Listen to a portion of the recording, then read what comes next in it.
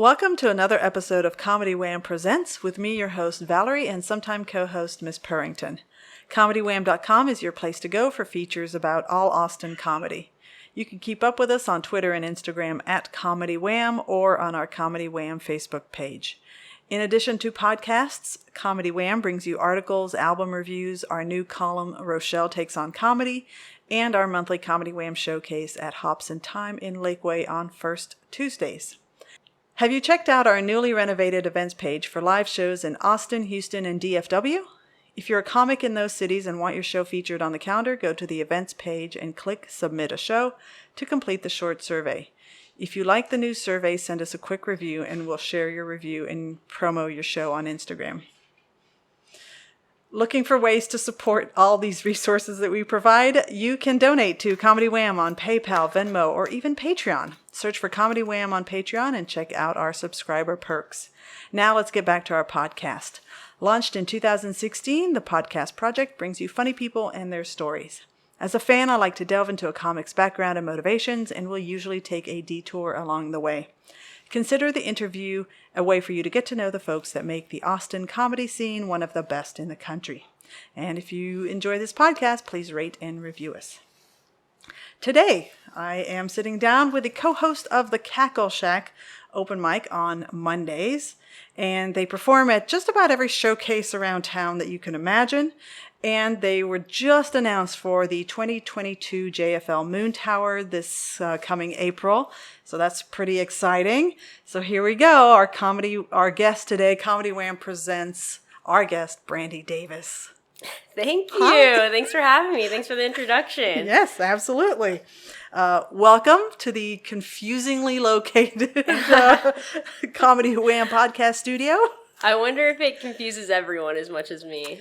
I'm the only one. No, you're not the only one, but that is why I did that little map. Very helpful. But you have definitely outdone most people in your ability to still get lost with my little map.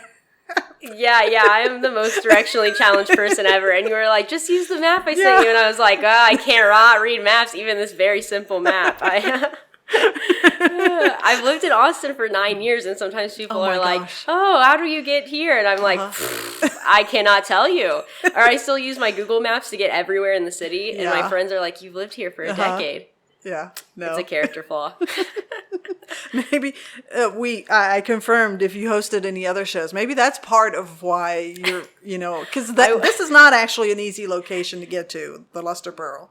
I don't think it's very easy to get to, but obviously I live way out here. Yeah. So, maybe that's why that's why I don't host a show, because I wouldn't be able to find the location for my show. And I wouldn't be able to guide people to it. No. Well, I'm so happy to have you here. I'm very excited, and I'll share some of the reasons why I'm excited to have you and sit down and talk with you today. But I do have an official icebreaker question. Okay. And that is one word to describe your past. Wow. It's a heavy icebreaker. Geez. Probably like just tumultuous, maybe silly. Tumultuous and silly combined. That's 2 words, but... Tumultuous silly. Yeah, I like it. I'll combine it. I like it. Do you want to give us any insight as to this dichotomy of words?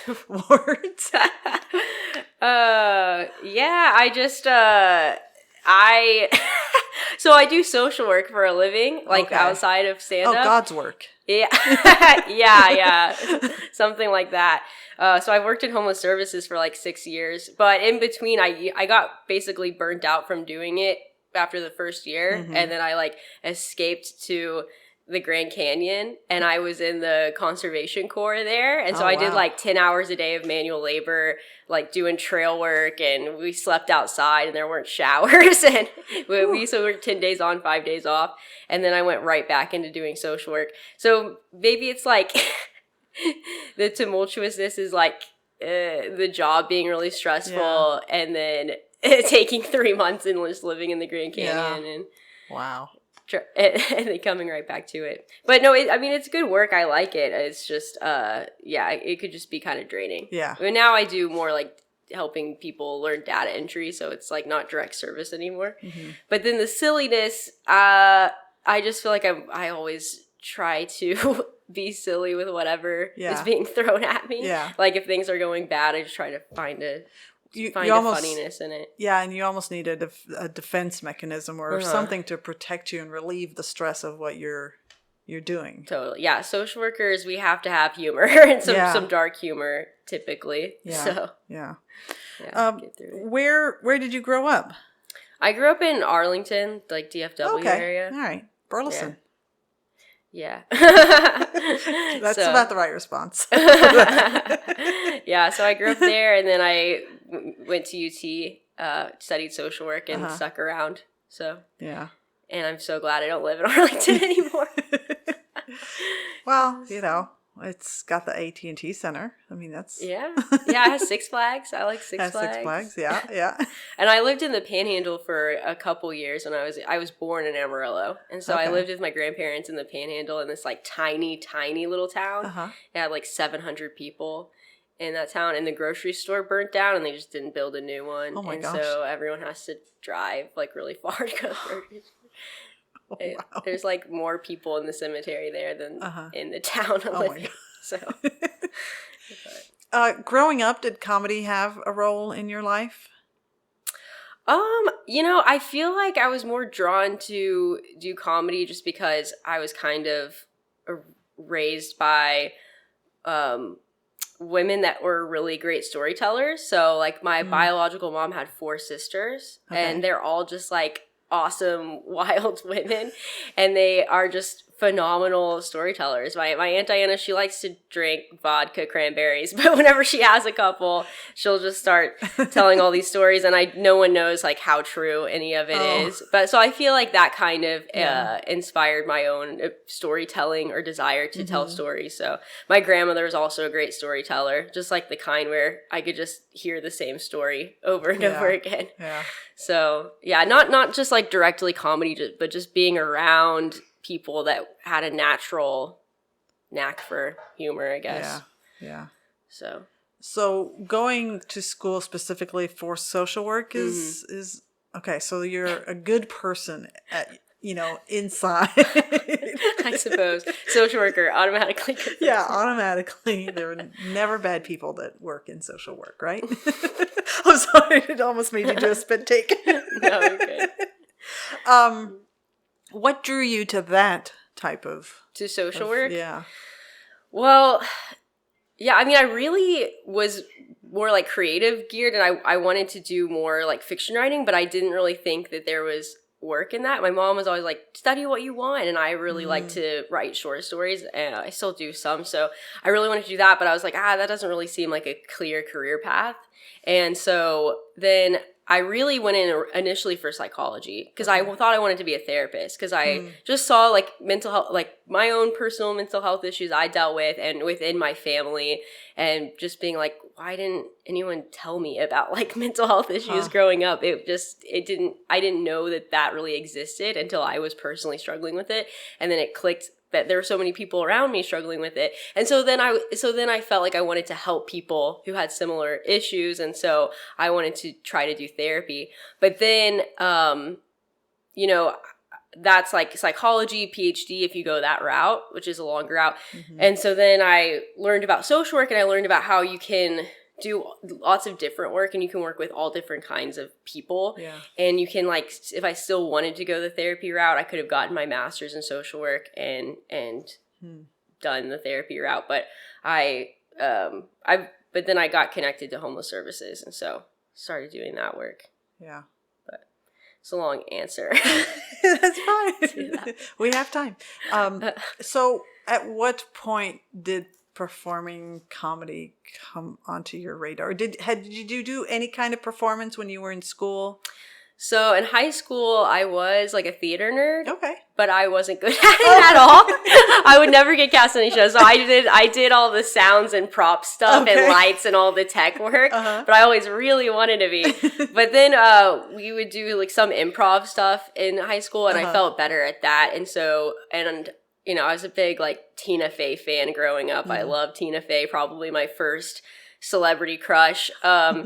And so then when I moved to Austin, I started taking improv classes. But okay. I wasn't good at improv. Oh, no. I mean, people tell me that I am good at improv, but I don't believe them. I just, I liked it, and I took like 6 levels of classes, and I was like cast in a couple like student main stages. Yeah. But then I had dabbled in stand-up in college, so I like went to a couple open mics, but initially I just didn't really feel super welcome, like just because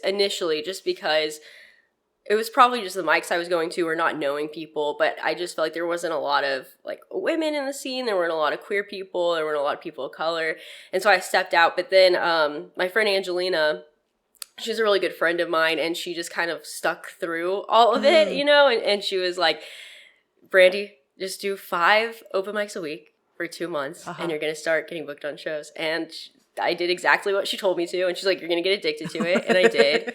And so, yeah, it was just kind of transferring from improv to stand-up, and I just fell in love with it. Yeah. I want to go back to the improv and this self-assessment that you made about how you weren't good at it, because now it's the second time that you've said I wasn't good at something. Were these classes like at the Fallout or in school? No, I took all my classes at the Hideout. Okay. Yeah. Okay. So it was more like narrative-based shows, but. So what was since you were taking classes, what was your barometer for saying, well, I'm not very good? Well, I do feel like with improv, being able, I guess, to like become characters. I'm not great with. I feel like that side of it is kind of more connected with acting, and so I didn't feel super confident with myself like taking on characters. But I like to do it, and I feel like I'm saying I'm bad at it. I just feel like I was a lot more comfortable with stand up. Like when I started doing stand up, I was like, I feel comfortable doing this, and I feel like getting some cat sounds. Here we go. Yeah, I just felt more comfortable on stage doing that, and pretty like early on, my peers were just really supportive of me, and were just like, you're really, being really encouraging, and so it made me think like, oh, I feel like I could do this. Angelina is such an amazing advocate for the LGBTQ, the queer community, and that's such a blessing that you were friends with her to kind of push you to give stand-up a try. Oh yeah, she's the best. I probably wouldn't be doing it if she, wasn't part of it too. After that, whatever the 2-month period of you going ahead and pushing through it at her encouragement, did you feel a little more like there were others like you that you could be friends with and connect with in the scene? Oh, totally. Yeah, I mean, once I was more established in the scene, I think also in the beginning it can be kind of scary because you don't know anyone. And so if you just go to one open mic where it just happens to be only white like men or something. That's the one I always pick on. Yeah, something like that. Or just a lot of them, I mean. Yeah. Because, I definitely feel like there's still, aren't enough women and people of color and things to see. But yeah, once I was more established, of course, like I have great community, and there's like a great community of women comics and queer comics, and so it feels like really tight knit. Yeah. And have most of my best friends. So. And then, given that one of the things that you had wanted to do originally was write stories, how natural or comfortable did it feel for you to be? I don't know how to say this.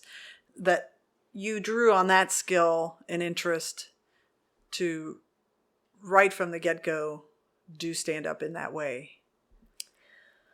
Yeah, because I definitely before stand up just wrote more short stories. So yeah, I mean, I think my style, especially more recently, I've been kind of dabbling with more storytelling jokes and just like, because I think a lot of the jokes that I do are just inspired from kind of uncomfortable situations that happen to me, like my most uncomfortable situations or embarrassments, and being like, I want to make this funny because I think a lot of times audiences really relate to it. They're like, oh, because a lot of my jokes are pretty queer, but I feel like a lot of straight audiences relate to it too.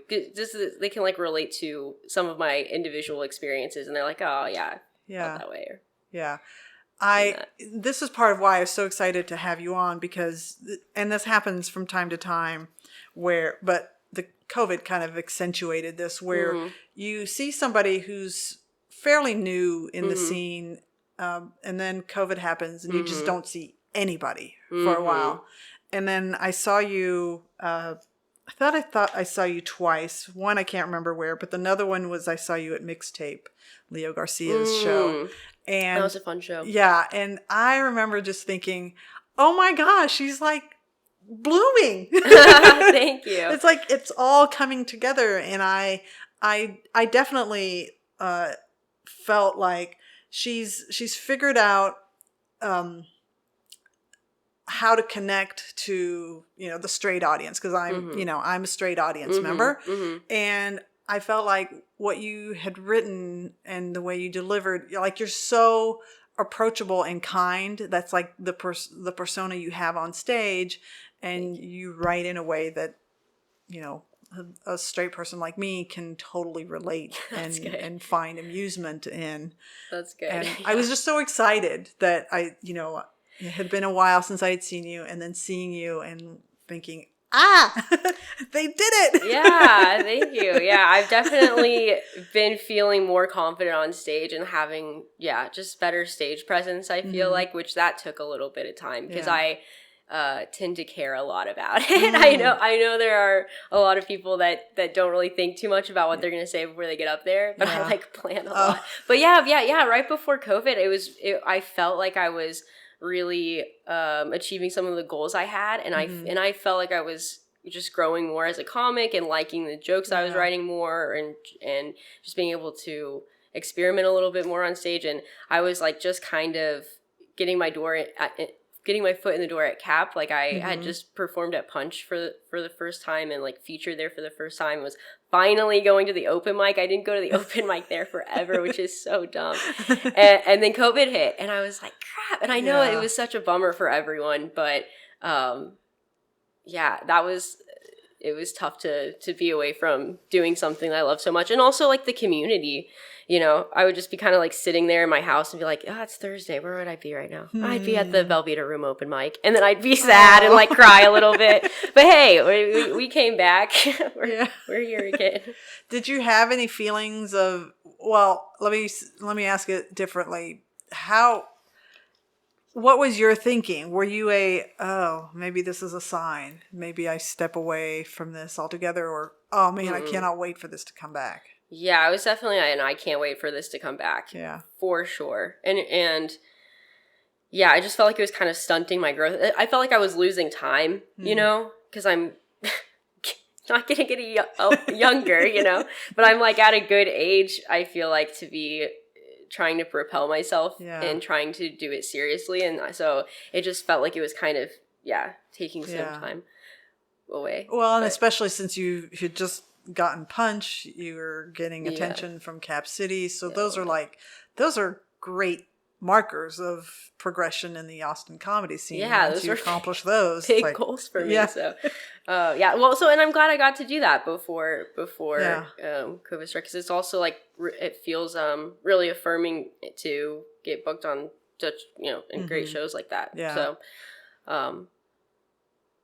I just missed it a lot. Yeah. And I did not like Zoom shows. I did not like them. I tried to, but it just didn't feel the same. Yeah. Because I feel like that I love the audience, and I love like feeding off of each other, and I feel like that's what's so beautiful about like live theater is it's like these people in this room, and they're all experiencing this together, and it's never gonna happen like that in the same way again. And Zoom, it's just like feels like you're just talking to yourself in your apartment. Yeah. So I don't know if you know, we did. Oh no, I'm hating on your Zoom shows. I was on one of your Zoom shows. Okay, I'm just totally bashing you in your Zoom shows. I'm so sorry. Out of here, Brandi. I'm so sorry. That was so tactless. No, but we needed them though. Now I'm backtracking. I like dug a big hole. I'm like, I hate your Zoom show, and now I'm like, wait, I love it.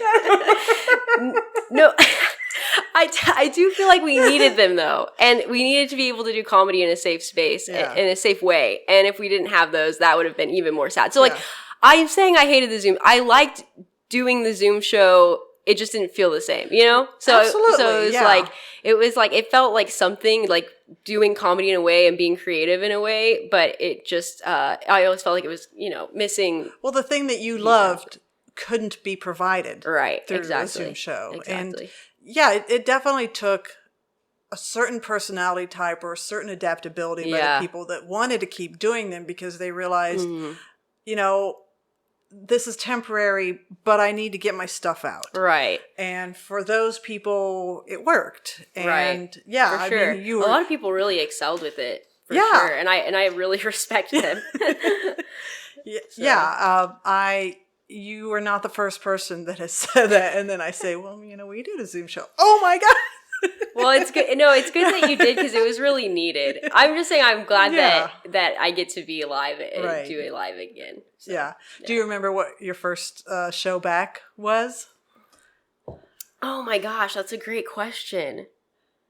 Oh, yes, I do. It was, that took me a little bit, but it was Hunter Duncan's Cherrywood show, his weekly Tuesday Cherrywood show. Yeah. Yeah, I remember because I felt so there were so many people there. It was still kind of like, wait, no, and I did a Don't Tell show. So I basically I was kind of like creeping. I wasn't quite vaccinated yet, so I was still being really safe.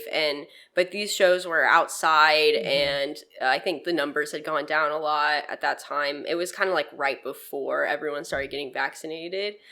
But so I did a couple outside shows there, and the Cherrywood one, there were so many people there, and it was a big crowd, and it was just like you could just feel all the energy. Yeah. I felt like people were really excited to be gathering again and seeing something live, and I felt so nervous. I felt like I'd never done stand up before in my life.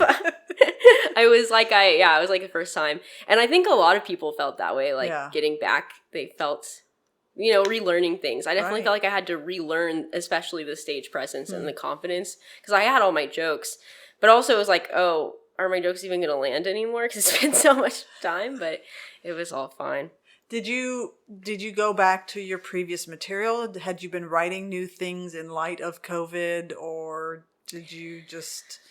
Yeah. Some blend of the two? It was really, I know, during COVID, I was thinking, I was like, oh, I have all this time to write. I should be writing, and I should come out of COVID with a fresh hour and have all this awesome material. But I was really hard for me to write because I feel like a lot of times working out material at open mics is so helpful. And I know there were some also Zoom open mics. I didn't do any of those. Shocker. Yeah. But so it was hard to write, to not know when I might perform it. It just felt kind of useless because it just felt like I don't know when that's going to happen or if it's going to happen. So I didn't write a ton of new stuff during COVID. And so I kind of went back to my jokes, but I definitely punched it up a lot and changed it. And then as soon as I started doing it, then I immediately started writing new jokes. And I did. And like basically once I went to my first open mic, I of course had all new jokes for that. And, so yeah, I feel pretty happy with the new material that I've written in the past year. I feel like it's been going over well, and it's been going over sometimes better than my old things, and that's always reassuring, because sometimes I feel like I write a funny joke that hits all the time, and I'm like, I'm never gonna write another good one. It's never gonna happen again. So it's good whenever I do, and then it works out, and then I'm like, okay. Yeah. So your personality type is you're very hard on yourself. Oh no, am I coming off that way? Yes. Oh no. I wasn't good at this. I wasn't good at this. But I really wasn't. I really genuinely feel like stand-up is the only thing I've ever felt like I'm good at. That's awesome. I tried so many things. I tried basketball. I didn't make the team ever. I finally was a B team bench warmer in my glory basketball days. Yeah. Guitar, theater. Yeah. Yeah. Writing was good. I could write some short stories. Yeah. Good. Yeah. Okay. So let's talk about this joke we started making before we even turned on the recording. You're the co-host with Angelina of the Cackle Shack, which had been Scott Sticker's Luster Pearl open mic on Mondays, and then the joke was that you don't host anything else at this point. No, I don't. And I really do want to. Like, that's a goal for 2022 is to start Okay. hosting something, but kind of out of feeling an obligation and for me to have some kind of credit for people to introduce me as. Because I used to host, before the COVID, I hosted the Brixton Comedy Hour, which was passed along to me from, it was Yola, and then Yola passed it to Nikita passed it to me. But then that bar closed down, and then I just didn't host another one. Because I do want to, and I want it to be something it feels like me, you know? And so, you know, it would be good to have like a little show that's like my baby, and I feel connected with it and everything. But it is so much work, and I do just like to be on other people's shows. It's so much easier. Do you think that if you do, that you're the type of personality that just wants to do kind of a straightforward showcase type, or do you have some creative ideas brewing in your brain for something different? I have no ideas, but I do want it to be creative. I think I really have a lot of fun on those kinds of shows where they have comics do weird, wacky stuff that's not stand-up. And those are always the shows that have the most fun. It doesn't even feel like I'm working because they're just having us do silly things. Yeah. And so like Drunk Spelling Bee, I love being on Brett's Drunk Spelling Bee show. It's awesome. So I think I would want to do something that's like comedy, but then you incorporate some other kind of silly thing. Yeah. But it can be kind of hard, I think, to make it work smoothly. But when it does, I think it's so much fun. Yeah. There's that Hot Pepper show. That was fun. Where they... Hot Pepper. Yeah. That was like before COVID, didn't it? COVID. Yeah. Yeah, audiences really just love to see us being tortured. That's their favorite thing. They like to see us in pain more than anything. Yeah. Oh. Eat a habanero pepper. Oh, that just seems brutal. That just seems brutal. You got some pretty exciting news in the last week that you've been picked up. This is your first time? So, yeah, this is my first time. Someone dropped from a show in the last Moon Tower, and so they put me up. So I was like on a show on Moon Tower, but I wasn't like officially, a part of Moon Tower. And, I didn't have my little name on the poster. So I'm super excited. I'm really excited. Yeah. It's been a big goal and dream, of course. Yeah. Since I started. So, yeah. Well, and it's, 14, however many, 500 days this time around. So lots of opportunities to get to, mingle with people that, you probably are a fan of, and you could watch how they do what they do. And, yeah, I'm so excited to see my heroes and get to perform with them. And it was really awesome that first Moon Tower to get to see some of those shows and get to see people live that I've always been a big fan of their comedy. So like Amy Miller, I love Amy Miller, and got to see her, and Hannah Einbinder, and that was great. Yeah. Amy, I got to see her actually for the first time this one, and she's had a blow up year this past year. They're just such pros. Yeah. It's kind of cool to see people progress. And totally. You seem like goal setting is really important to your way of thinking. Do you have, besides a show, besides landing Moon Tower, are there other goals that you set for yourself that you'd be willing to share? Yeah, I mean, I think I also just have goals with writing and making sure that I'm writing new material. And so I try to make sure that I, actually sit down and spend time to deliberately write, like, at least 2 or 3 times a week, ideally, and just making sure that I'm going to open mics and trying new material and stuff. So those are like the little goals. But as far as like big benchmark goals, I mean, I'm just super excited for Cap City to open, and I really want to hit the open mic hard, and so I would love to, once it opens, I would love to try to get more work there. And do you think that the the story writing part of you can coexist with the stand-up part of you, in terms of like, if that's something that you grew up thinking that that's what you wanted to do, and I'm thinking about, as a mom, thinking about your mom saying, well, go ahead and pursue that, but you being more practical and thinking about the therapy, which became social work. Is that a part of you that you think you could pursue now that you have this experience with writing super short things that go on stage? Like going back into writing a little bit. Yeah, I think about it sometimes, because that was kind of my first love was writing short stories, and then I just abandoned it when I fell in love with stand-up. Yeah. But I mean, I definitely still have a desire to write, but I've been more wanting to write screenplays and things. So I've like taken a couple of screenwriting classes, and I'm kind of veering more into that, because it does seem like whenever stand-ups are actually successful, eventually, if it ever happens, that it can kind of segue into kind of writing for TV, and that would be amazing.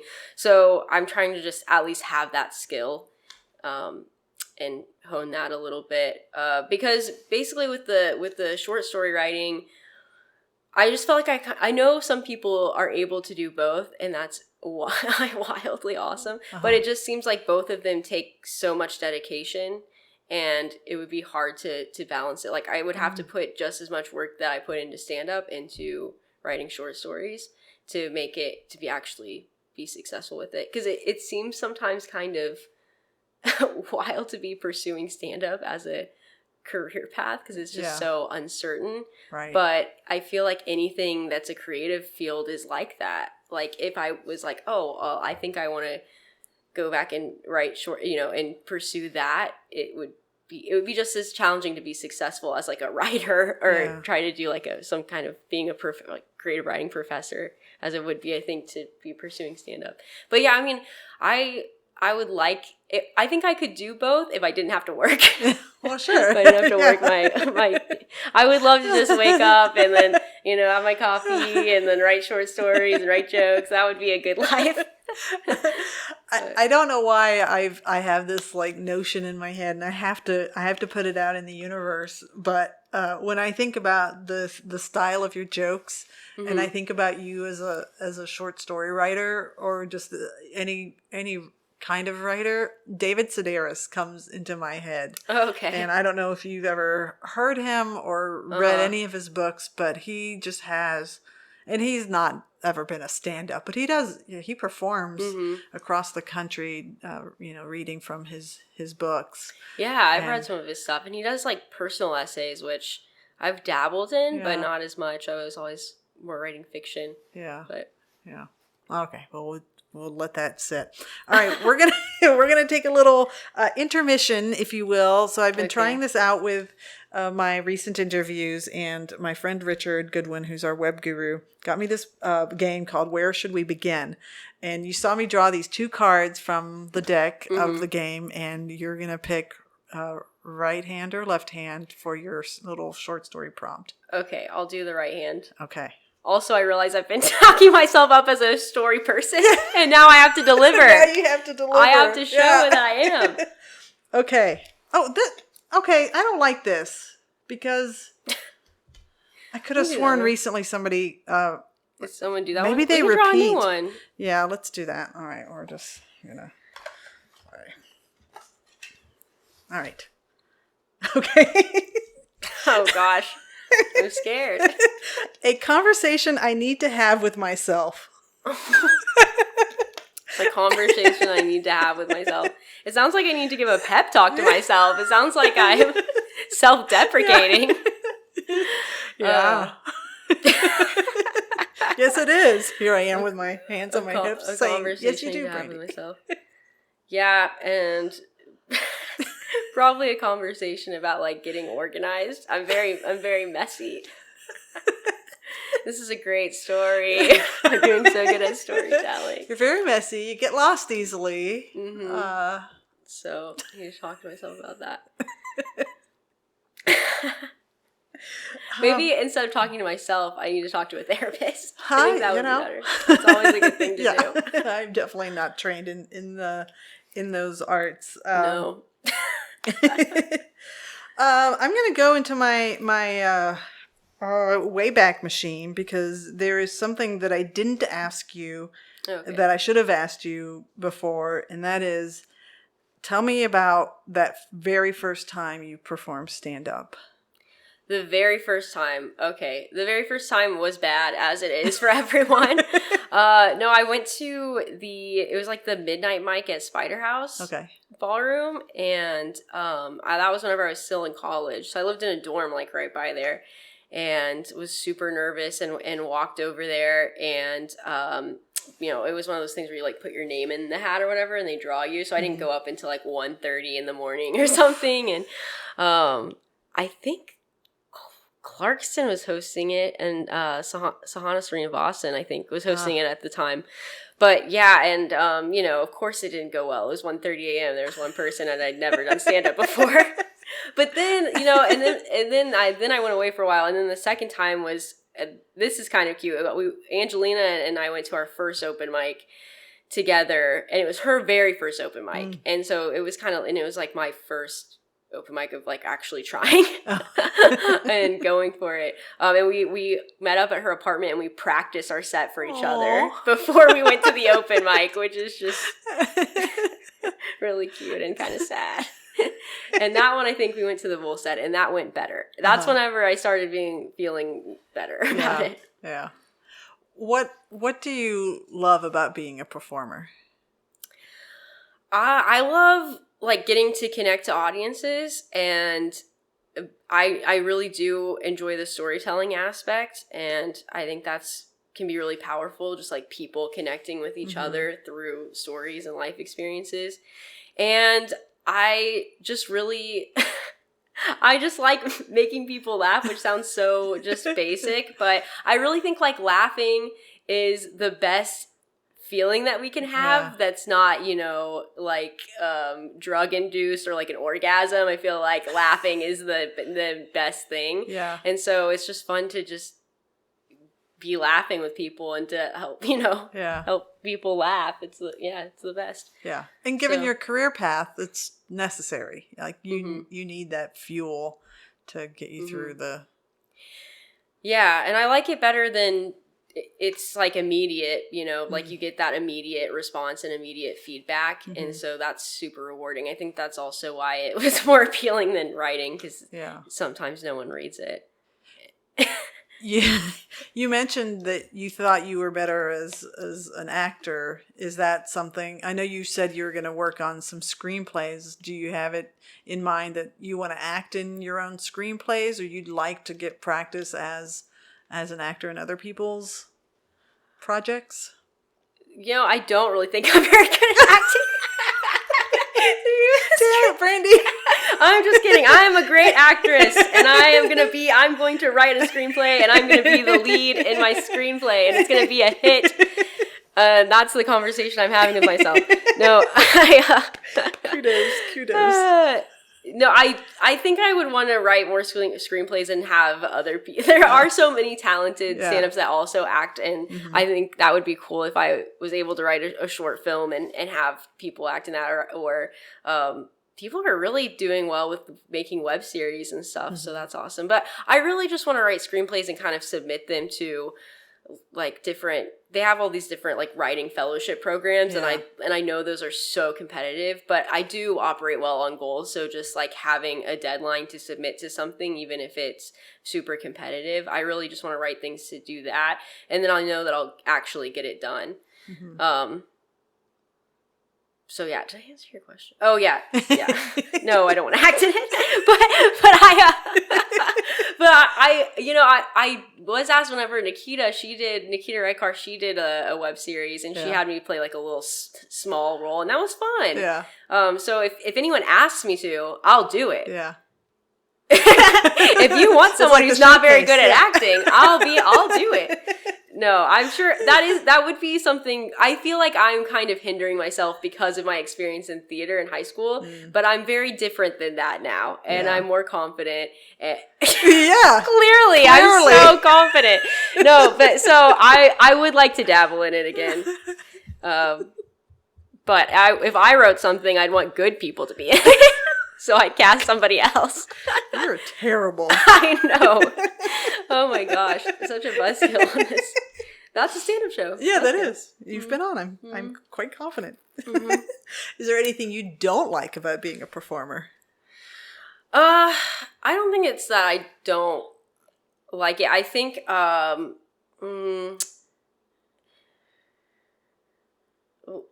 well, I don't like to bomb, but I don't do. I'm not trying to brag. I don't bomb very often, so that's good. I think it's just that feeling. I think like a lot of comics get in where it's like hard to think of new topics to write jokes about, or it's just hard to create new material. So that's can be kind of stressful. Yeah. But then once I do, it's fine. But if, like, finding the inspiration for jokes, I think is hard, or like getting in a rut where you are just really tired of that might be the thing I don't like, is like telling jokes so often and you feel tired of saying them, but you also know that it always lands. Yeah. Sometimes I can do that, like where I play it a little bit safe and I do like my 5 minutes that's been working for a long time and I'm like tired of hearing myself say it. But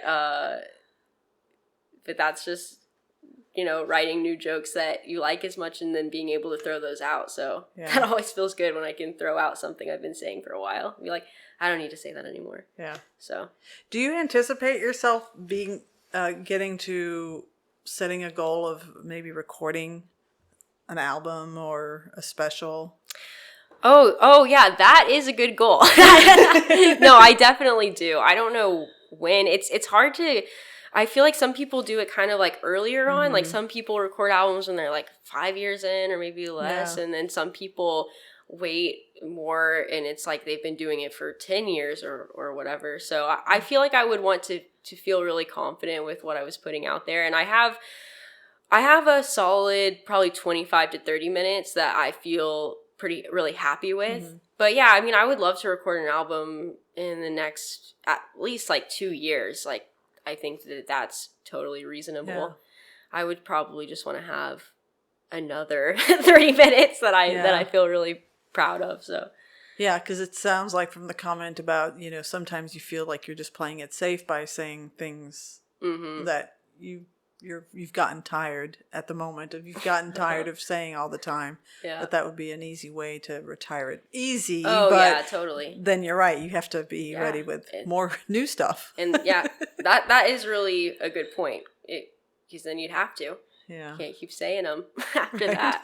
Well, you can. Some people do. That's, you know, I think the wild, wild west of stand-up comedy where there is there's no perfect formula for how you're supposed to be a stand-up comic. And some people definitely adhere to it's fully retired, never saying it again. And others are like, well, but this one was so good. People want to hear this one. That's true. For sure. Okay. Well, you are so quick at answering all my questions. This is I'm trying to draw it out so people know more about you. Let's see some of my elaborate more. Or you could do that. I'll just go back and answer we could all go the back. questions. Yeah, we could go back and play the game again. Is there something that do you want to get political? Sure. Do you think the Austin comedy scene does a good job of supporting LGBTQ plus comics? Oh, and wow. audience members. Oh, wow. Yo. That is a big one. I mean, I think so to a certain degree. I mean, I like whenever sometimes they have like all queer showcases and I always love being a part of those. I mean, a lot of times it's like typically during Pride that we have those. Yeah. But, I mean, I think the best thing is just when people are creating their lineups, like being cognizant of that they're diverse, and so I think, I kind of feel like I don't want to say anything that's going to get me in trouble on this, but I think I noticed before it was like I felt like there was this certain awareness kind of before COVID that lineups should, always have people of color, Black people on lineups, and women and queer people, so that, and that just makes the show better too. Right. Like it just makes the show so much better for the lineups to be diverse. And then lately I feel like I've been seeing some more lineups that are just like all like white guys, all white dudes, all white guys on them. And so that's always disappointing to see, because there are so many talented queer performers and women performers and trans performers, and Black performers and people of color. So there's just like so many people that are talented that people could have on their shows like really easily. Yeah. So. Well, it's a self-perpetuating problem, I think, because the scene has grown just crazy big. Mm-hmm. And to me, that's a sign of our growing city. And it means that now audiences can, they can go to the show that has the all white male aggro type of lineup. Yeah. Or they can go to a show that they know has a solid, ethical diversity, component to it. And that's part of the growing city. And I think those comics who migrate and get booked on those white aggro shows, and I'm the one that's going to get in trouble probably for saying it, is, they have a harder... Actually, I'm not going to get in trouble because this came up with my live podcast. We were talking about this, that those comics that, a lot of times and I'm not talking about, the Joe Rogan level shows. I'm talking about the smaller showcases. Mm-hmm. If you're just basically booking your white male friends, then it may be that you're doing that because you can't get booked on other shows. You can't get booked on A Sure Thing. You can't get booked on a Buzzkill because those shows care more about diversity. Mm-hmm. And so you just book with your white male friends. Mm-hmm. Yeah, but if you have the staying power and you understand how the stand-up scene works, eventually you have to learn to play with others in the sandbox. And you have to learn, well, maybe it's not the best thing if I'm committed to a long-term career, maybe it's not the best thing for me to only play with my white guy friends on shows. And maybe I need to demonstrate that, I care about diversity and I want to be booked on these other shows. So I'm going to do the kind of work that it takes to get booked on those shows. So I think those types of shows are kind of you're young in comedy and you don't know better problem. Yeah. Yeah, I think some people, it's just kind of a lack of awareness, but they gotta do it. Yeah. And so maybe someone, maybe no one's just ever really talked to them about it. So it's something that I feel like I could also be more vocal about, like if I'm ever on shows like that. Well, I'm typically not. But or just if I feel being able to talk with them about it would probably be a good thing. But then in general, as a queer performer, I do feel really welcome in the scene and I always get, I've gotten really great opportunities, and so I'm always really thankful for that. And I do feel like the audiences are really receptive, because sometimes I do, anytime I see a couple audience members who look queer, I'm like, it's going to be a good show. I see like a woman with short hair, and she looks like, she has kind of queer vibes. And I'm like, okay, this is going to be good. But I shouldn't really judge crowds like that, because a lot of times I'm performing for almost entirely straight audiences, and they love it, and it's great. Like you were saying, that it goes over well. So, because I did a show around the holidays out in Georgetown. I forgot what it was, but I went out there, and the crowd was all people that were probably 60 and above. 60s, 70s. And I was freaking out because I was going to be doing 25 minutes, and I was like, oh my gosh, they are going to hate me. They are not going to like me because my stuff is so raunchy and gay sometimes. Yeah. But then they loved it. Yeah. And there were these two little old, I shouldn't call them old. There were these two lovely women sitting on the front row, and they loved it. I couldn't look at them in the eyes. Because some things, and then at one point I was like, my grandmother wants to come see my comedy, and everyone, all of them go, no. I'm like, no, she shouldn't see it, because they liked it, but I think, not for my grandmother to hear about my strap-on jokes and stuff like that. I've heard a couple of things about people doing Georgetown shows, and I think Mike Eaton was on, and he talked about doing a show up there and getting basically booed out because he was very, very he said some things to kind of bait the conservative audience. Oh, okay.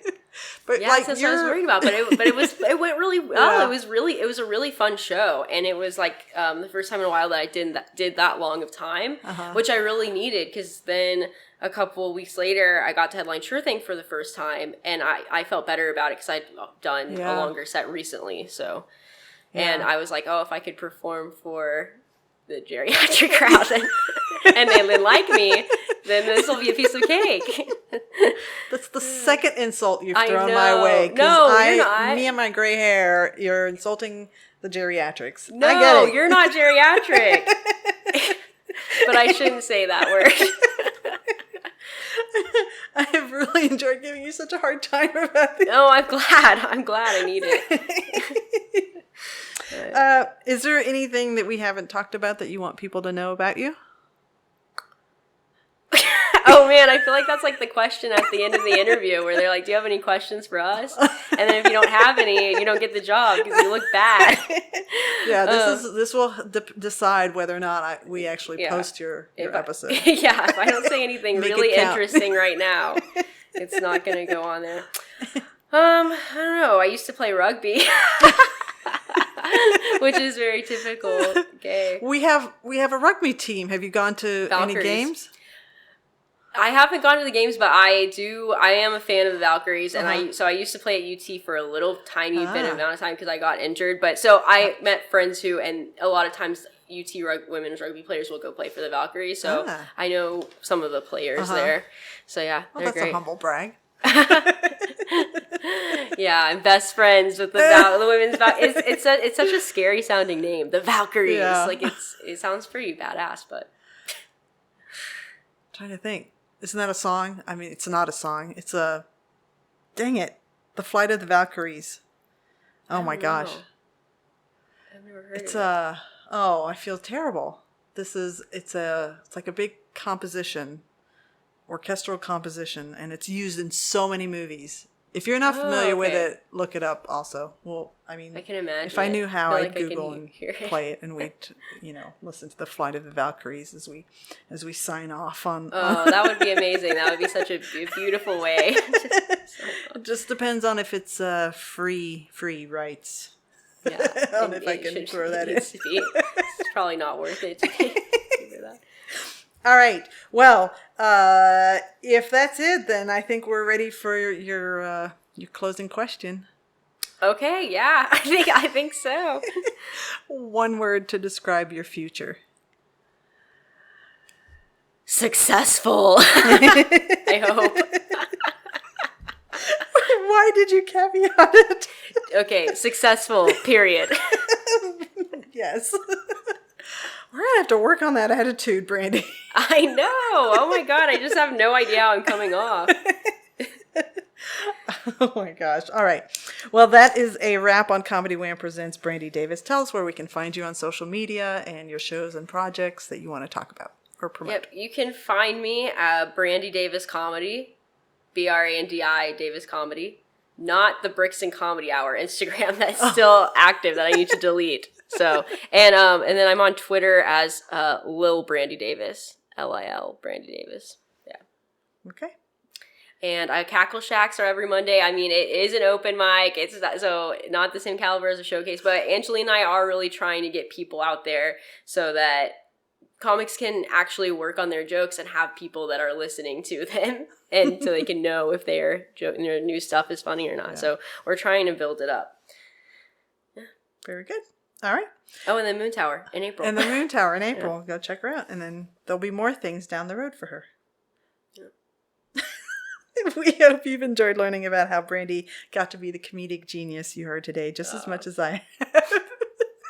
This is not a genius. I'm just kidding. I'm a genius.